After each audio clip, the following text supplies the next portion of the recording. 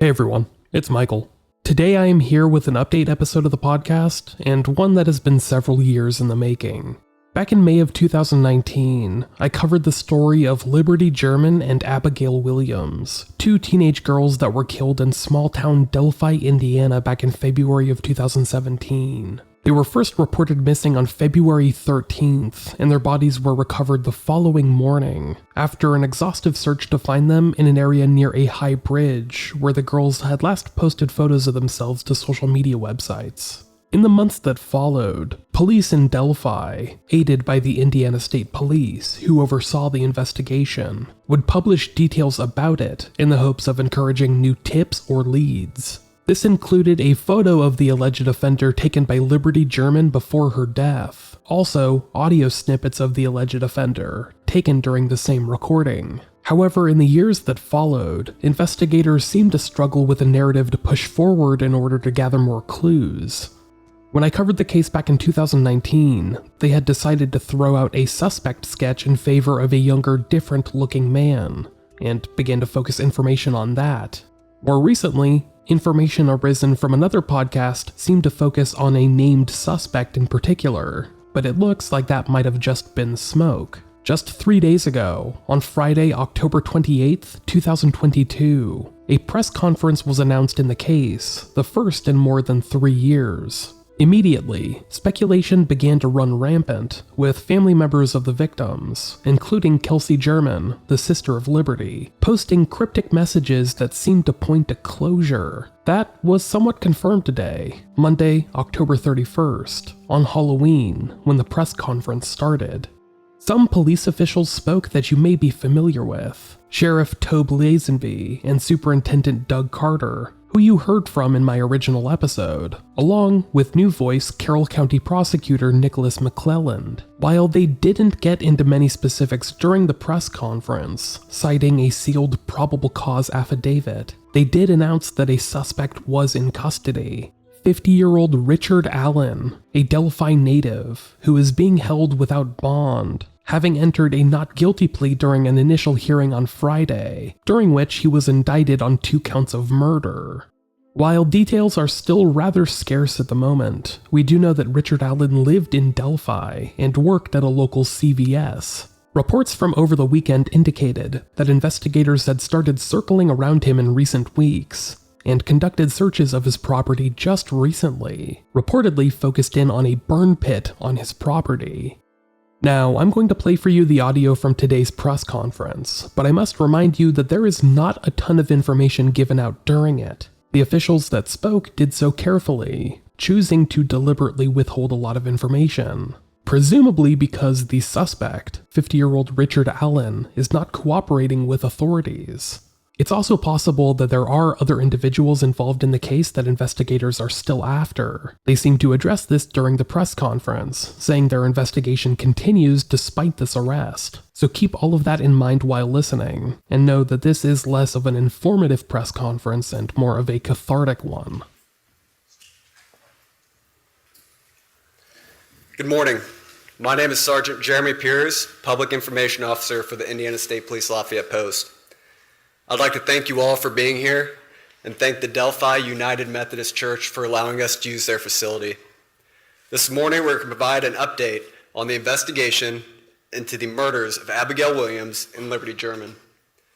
Before we get started, I'm going to introduce to you our speakers, Superintendent of the Indiana State Police, Carter, the Carroll County Sheriff, Tobe Lazenby, and the Carroll County Prosecutor, Nick McClelland. I'd like to remind everyone that this continues to be an active and ongoing investigation.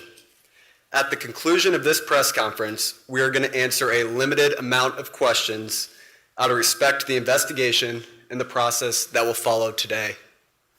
We will not discuss evidence that is related to this investigation. On behalf of the Delphi Double Homicide Task Force, thank you all for your continued support. I would now like to introduce to you our first speaker, Superintendent of the Indiana State Police, Carter.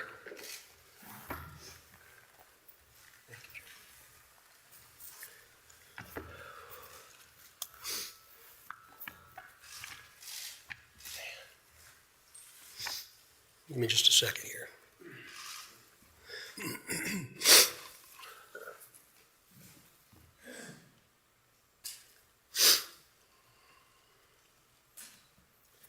Seldom do I have prepared remarks, but today is different because I do not want there to be any confusion or ambiguity with what I will say. Today is not a day to celebrate,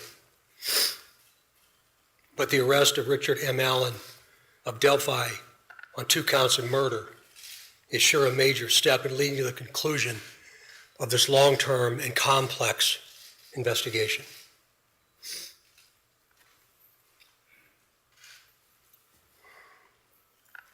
First, I'd like to speak directly to Anna, Mike, Becky, Kelsey, your extended families, along with the entire Delphi community that certainly has grown and now includes our nation and even many countries around the world. I am proud to report to you that today, actually last Friday, was the day, and an arrest has been made. Thanks to literally hundreds of media outlets that have been steadfast in reporting and keeping the memories of Abby and Libby front and center. Many of you in the room have developed relationships with me personally, and you know I always have a personal perspective, and today's no different. But from a very personal perspective, you all have provided inspiration and support, even while oftentimes frustrated with us and me. You continue to encourage the efforts, and you too believe that one day we would all be here participating and sharing this news. To the entire law enforcement community, which includes all local, state, and federal agencies, which are far too many to specifically mention today, thank you, thank you, thank you. We are going to continue a very methodical and committed approach to ensure that if any other person had any involvement in these murders in any way, that person or persons will be held accountable. Since the murders of Abby and Libby 2,086 days ago, the daily investigative team has worked tirelessly and is certainly worthy of mention today. Specifically, Sheriff Linsonby, the Sheriff of Carroll County, Detectives Tony Liggett, Detective retired Kevin Hammond, former Delphi Chief and now the prosecutor's investigator Steve Mullins, State Police First Sergeant Jerry Holman, Detectives Jay Harper, Dave Vito, and Brian Harshman, along with members of the United States Marshal Service, specifically Agent Jeremy Clinton and Agent Bill Colfers. With them today is Dan McClain, the U.S. Marshal, appointed U.S. Marshal. Our state police analyst, our scientist from many different disciplines within our laboratory division, Mrs. Kathy Shank, for your incredible dedication to detail, and to so many others that I know I've missed. I really believe that Abby and Libby would be proud of you for standing strong, even in the face of immense pressure and perpetual criticism. Some of these individuals have postponed retirement, passed on promotional opportunity, have dedicated personal time away from their families, given up nights, weekends, and holidays, all while in the pursuit of accountability for Abby and Libby. I know that today's announcement will not diminish your resolve, and I hope you have found just a bit of peace in this most complicated world. This is really important. While I know you are all expecting final details today concerning this arrest, today is not that day. Today is not that day. This investigation is far from complete, and we will not jeopardize its integrity by releasing or discussing documents or information before the appropriate time. Prosecutor Nick McClellan, of course, will share additional information about what we can and cannot say, and also explain to you why the probable cause affidavit is temporarily sealed by the court and not available. And by the way, he has been a tremendous, tremendous asset to this team. I'm yet again asking you for your patience and please your understanding while our system of due process works. Also remember that all persons arrested are presumed innocent. All persons arrested are presumed innocent. You all will have an innate desire to subjectively interpret and then report what you think. We in the law enforcement realm cannot, and you should never allow us to, talk about what we think concerning facts, but rather discuss and share at the right time what it is we know. The time will come when additional details can be released. But again, today is not that day. It's about Abby and Libby, their families, and this community, this nation, and even our planet. The prosecutor has been very clear with law enforcement about what his expectations are, about what can and cannot be released, shared, or discussed. So we will, of course, comply. If you choose to be critical of our silence, be critical of me, not the front line.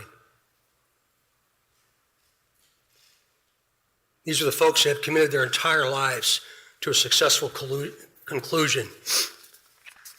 In other words, a guilty verdict. As we move to the next phase of this investigation, I will continue to offer all resources that the ISP has to not only the investigative team that I anticipate growing, but also to Prosecutor McClellan as we prepare for the coming months. Again, Nick has been very resolute and very clear, and I'm most grateful for his leadership. And it's going to be really important as we move forward. Please continue offering tips that you would like to share. The many avenues to report will remain open and will be available to all. Please continue doing that. In closing, I stand before you in this church and very place where we held our first briefing nearly 6 years ago, and just hours after the murders of Abby and Libby. Right here.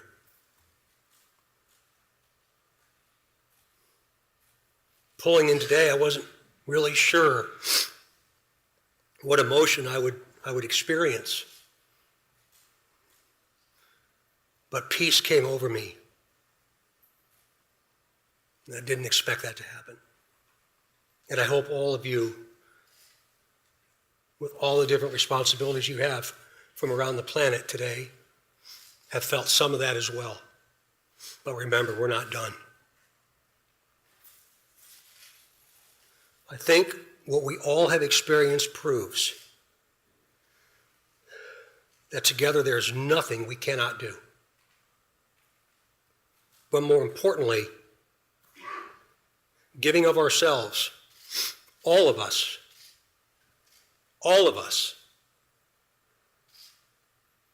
giving of ourselves matters more than what we could ever receive.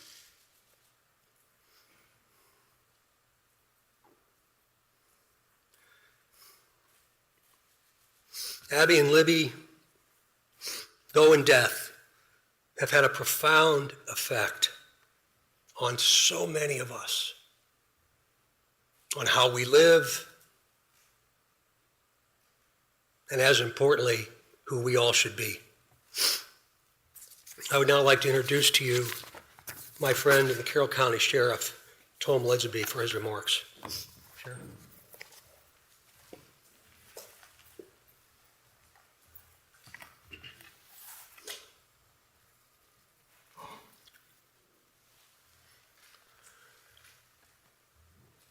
I believe in a God of justice and righteousness. Today, I believe that same God has provided us with justice for Abby and Libby. As Sheriff of Carroll County, Indiana, I want to publicly and sincerely thank each individual who played a role in helping us during this 5.5-year investigation. Whether it was in an investigative capacity, providing tips, cards or letters of suggestions or encouragement, phone calls, and thousands of other countless ways of communicating. I earnestly thank those who prayed for this moment in time. We now move forward through the Indiana criminal justice system, allowing the system to provide its due diligence and process in providing that justice which is owed Abby and Libby, their families, and this community. Thank you.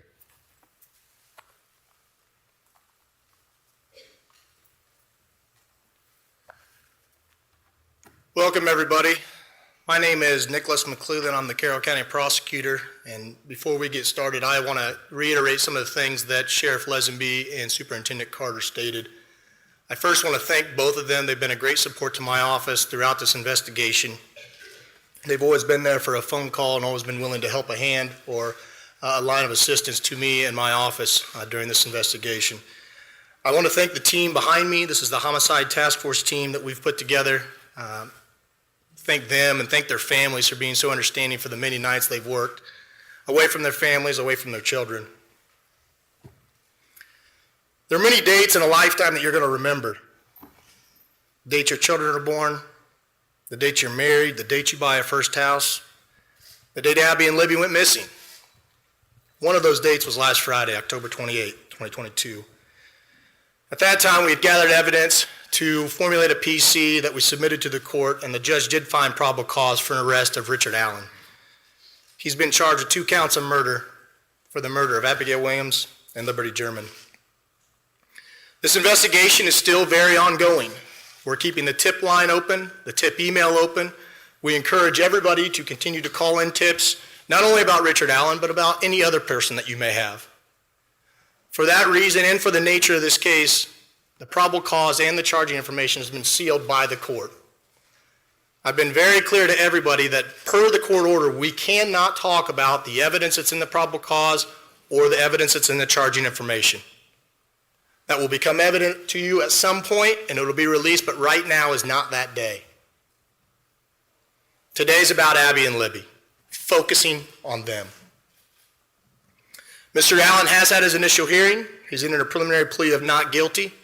The matter's been set for a pretrial on January 13th at 9 a.m., 2023, and a trial date of March 20th, 2023 at 9 a.m. He is presumed innocent. We will have an opportunity and day in court when we can present the evidence that we have against him. But until that day, he is presumed innocent. I want to open up to a few limited questions from the audience. But again, keep in mind, we are not going to talk about the evidence that we have in this case or about the charging information. We cannot. Those things have been sealed by the court. And so I want to open up a few questions. Prosecutor, when did Richard Allen become a suspect, and do you think he acted alone?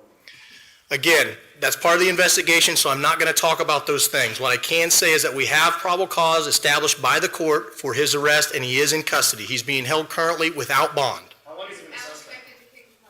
I'm sorry? Is Mr. Allen connected? Again, that gets into the evidence we have of the investigation, and I know from everybody it's frustrating. I know everybody, not only reporters, but the family, everybody wants to know more information. I understand it's frustrating, but my goal is to maintain the integrity of this case. Is there a degree that goes? Superintendent Carter, you had said that you believe that you had spoken to the suspect or the suspect's family 2 years ago. Is this man one of those people? Again, I appreciate the question, but we're getting into the timeline of events, and today's not the time to do that. Can you talk about how rare it is? Family, I know you've had a lot of conversations with them, you were almost in tears pretty much when you started off this press conference.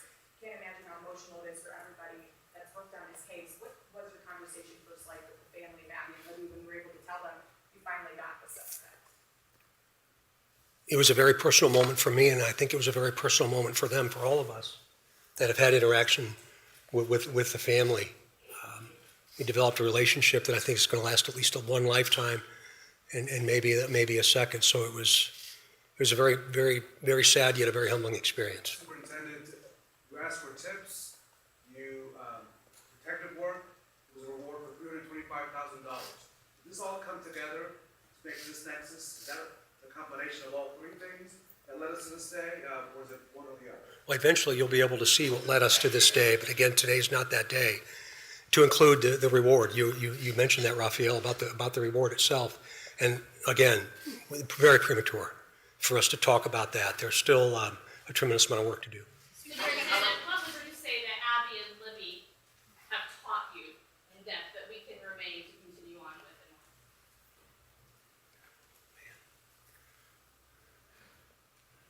I think probably resilience and understanding the value of each and every day. That today was the day, but I didn't anticipate they ever thought today would be their day. And I feel like I've known for a long time.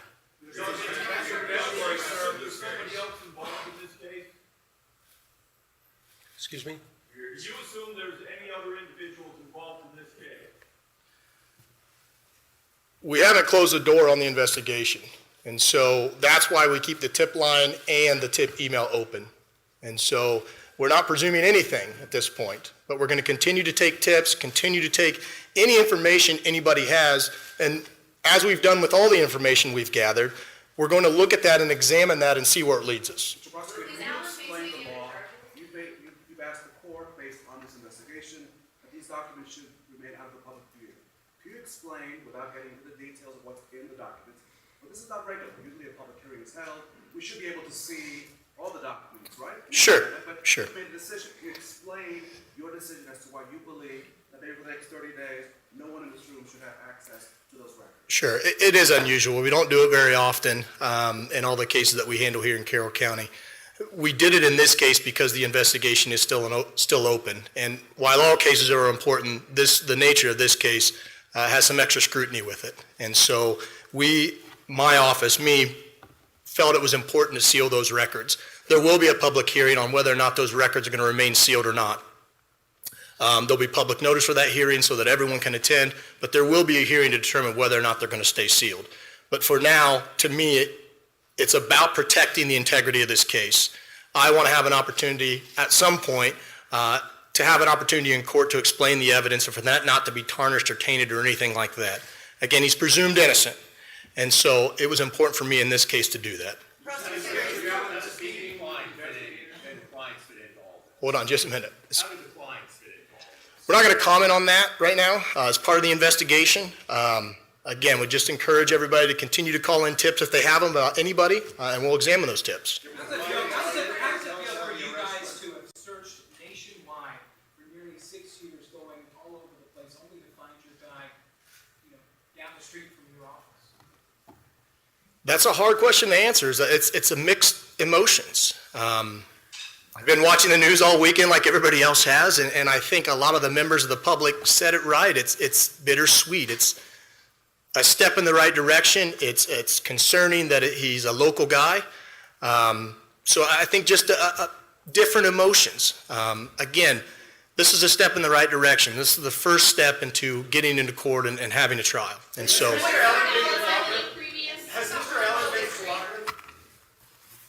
All right. That concludes our press conference today. Shortly, I will be releasing a press release that will have his photo and a couple more details that'll also be here for handout. That'll also be on the Indiana State Police Lafayette Post Facebook page. Right after this press conference, I'm going to send it out. There's also hard documents in the back. Thank you all for taking the time to be here today, and be safe as you travel home.